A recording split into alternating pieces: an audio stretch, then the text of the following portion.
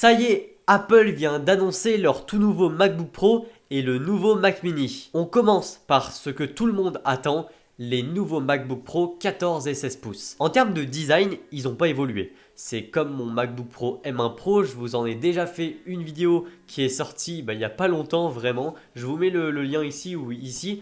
Donc c'est un châssis qui est en aluminium avec un écran mini LED, un clavier. En fait c'est vraiment le même châssis. Apple a utilisé le même châssis mais a mis des puces M2 Pro et M2 Max à la place des puces M1 Pro et M1 Max. Globalement, qu'est-ce que ça change? Eh bien, on n'a pas les machines entre les mains. Donc c'est un peu compliqué d'évaluer comme ça les améliorations et ce qu'Apple a ajouté de nouveau. Mais d'après ce qu'ils indiquent, eh bien on sait déjà que le modèle de base vraiment a un CPU de 10 cœurs et un GPU de 16 cœurs. Le modèle de base coûte 2399 € et c'est une config à l'époque qu'on avait qui coûtait un petit peu plus cher. Donc là c'est cool d'avoir cette puissance à ce prix là. Ce qui a beaucoup changé avec la puce M2 Pro contrairement à la puce M1 Pro, c'est que le CPU maintenant peut aller jusqu'à 12 cœurs, oui j'ai la fiche devant mes yeux, et le GPU jusqu'à 19 cœurs. Donc c'est vraiment plus que les 10 cœurs et 16 cœurs qu'on avait sur le MacBook Pro M1 Pro. Et là où c'est encore plus impressionnant, c'est sur la puce M2 Max. On a un CPU de 12 cœurs, quoi qu'il arrive, mais on a un GPU qui peut aller jusqu'à 38 cœurs,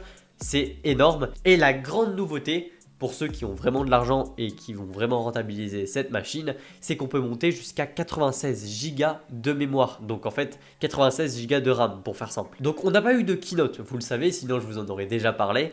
Par contre, ce qu'on a eu, c'est une petite vidéo de 18-19 minutes à peu près, où en fait c'est un extrait de keynote en gros, où Apple présente justement ces nouvelles machines. Et on a beaucoup l'avis de créateurs qui travaillent sur After Effects, sur Blender, sur des logiciels de modélisation, des logiciels comme ça, de retouche vidéo, photo, etc. Plein d'autres logiciels, Cinema 4D. Et ça parlait de 20, 30, 40, 50% de plus sur certaines tâches qui sont évidemment très précises. Ce sera pas partout pareil, on l'a bien compris. Mais c'est assez bluffant quand même de voir que en un peu plus d'un an, eh bien ils ont quand même réussi à améliorer les puces M1 Pro, M1 Max, etc. pour que ça devienne des puces encore plus puissantes et plus économes. Ce qui m'a beaucoup fait rire, c'est dans la communication Apple qui présente ses MacBook Pro et vraiment qui démonte les anciens MacBook Pro avec des puces Intel. On dirait qu'ils ont une dent contre Intel, c'est vraiment fou. Mais en tout cas, ce qu'ils ont dit, c'est vrai. C'est que là, vraiment, c'est des puces qui sont très très économes, mais aussi très performantes. C'est vraiment un coup de maître. Franchement, c'est un coup de maître. Mais si vous avez cliqué sur cette vidéo, c'est pas pour entendre les specs de la M2 Pro, M2 Max, etc. Parce qu'au final, le Mac ne change pas trop. Il y a quelques petites modifications, comme notamment l'apparition du Wi-Fi 6E, un Wi-Fi encore plus rapide, contrairement aux anciens MacBook Pro, M1 Pro et M1 Max, qui ont simplement du Wi-Fi 6. Mais bon, honnêtement, qui a une box Wi-Fi 6E chez soi? C'est pas très démocratisé, mais on sent le truc d'Apple de dire c'est une machine destinée aux professionnels, et on sent aussi que c'est pour faire durer la machine. En tout cas, quoi qu'il arrive, ma réponse à la question de cette vidéo, est-ce que ça vaut vraiment le coup de changer quand on a un MacBook Pro M1 Pro ou un MacBook Pro M1 Max? J'ai pas besoin de vous la donner. Vous le savez pertinemment, et surtout si vous avez des machines Apple, ça sert à rien d'acheter le dernier produit à chaque fois. Apple sort un nouveau produit simplement pour faire une proposition à ceux qui n'avaient pas déjà acheté les MacBook Pro M1 Pro et qui auraient envie de l'acheter cette année.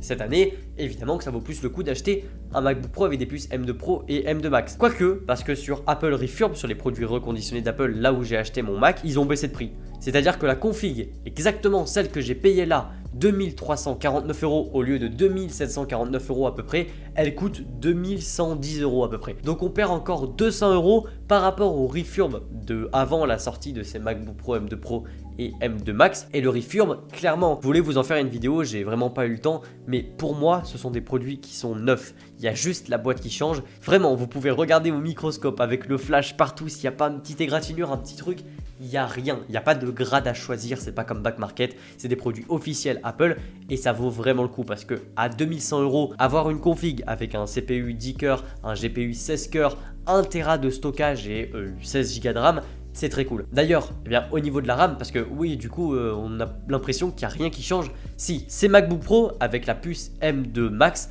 pourront aller jusqu'à 96 Go de RAM, je vous l'ai dit au début de la vidéo. Donc, c'est pour de très gros usages. Les personnes qui chargent tous leurs projets dans la RAM pour que ça aille encore plus vite. Mais si vous ne vous reconnaissez pas dans ces usages, c'est simplement que ces MacBook Pro ne sont pas destinés pour vous. En fait, ces MacBook Pro sont très bien, surtout là les M2 Pro, M2 Max, etc.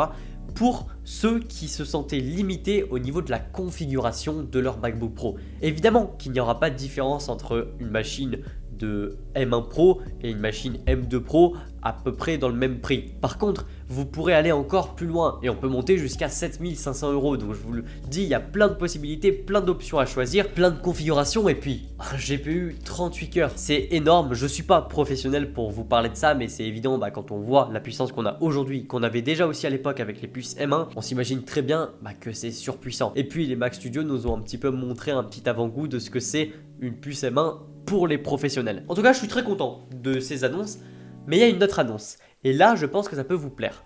Le Mac Mini M2. Et oui, moi j'avais un Mac Mini M1, et le Mac Mini M2, c'est le même châssis, pareil, ça n'a pas changé. Par contre, vous avez une puce M2. Une puce donc plus performante, qui consomme moins. Et surtout, le Mac Mini, contrairement aux MacBook Pro qui eux ont monté en prix, il a baissé en prix. Il coûte 100 € moins cher que l'ancien Mac Mini avec une puce M1. À configuration égale, vous pouvez avoir un Mac Mini M2 à 699 € au lieu de 799 € en ayant une puce M2. Je pense que c'est une configuration qui va faire très mal. Alors pas tout le monde a besoin ou envie d'une unité centrale, surtout une unité centrale d'Apple parce que beaucoup n'y voient pas l'intérêt finalement vu qu'on n'a pas l'expérience, comme je vous l'ai dit dans ma vidéo, encore une fois je vous laisse aller la voir, du trackpad, de l'écran, etc. Mais certains aiment juste macOS et la puissance à ce prix-là, c'est exceptionnel. C'était déjà le cas avec les puces M1 et là on sent que Apple vraiment ils sont larges, ils peuvent vraiment vous sortir des produits pas chers et puissants, autonomes. Bon là sur le Mac Mini il n'y a pas d'utilité, à moins que ça consomme juste moins d'électricité. Mais attendez, c'est pas fini. Il existe un Mac Mini, exactement le même format, mais avec une puce M2 Pro, celle qu'on retrouve dans les MacBook Pro 14 et 16 pouces. Et honnêtement, je sais pas trop la cible de ce produit. Des personnes qui voulaient peut-être un Mac Studio pour les performances qu'il apportait, mais qui voulaient pas mettre 2200 € dans un Mac Studio, ça se comprend. Parce que là, cette config M2 Pro du Mac Mini, elle est disponible à 1500 € environ. Donc ouais, en vrai, ça vaut le coup parce que c'est quand même 600, 700, voire même 800 € moins cher qu'un MacBook Pro avec une puce M2 Pro. Et donc si tu as déjà ton écran, ton clavier, ta souris, c'est cool. En fait, t'achètes juste la puce et puis macOS. C'est cool d'avoir dans un petit format comme ça que vous pouvez même transporter. Voilà, c'est pas un ordinateur portable, mais vous pouvez le transporter quand vous allez en voyage, etc. C'est tout petit et vous avez une puissance de fou. En tout cas, j'espère que cette vidéo vous a plu. Si c'est le cas, dites-le moi dans les commentaires. Partagez-la pour faire découvrir la chaîne à plus de monde, ça me ferait énormément plaisir. Ça m'aide de fou si vous le savez. Abonnez-vous, c'est super important. Et moi, je vous dis à la prochaine pour une nouvelle vidéo.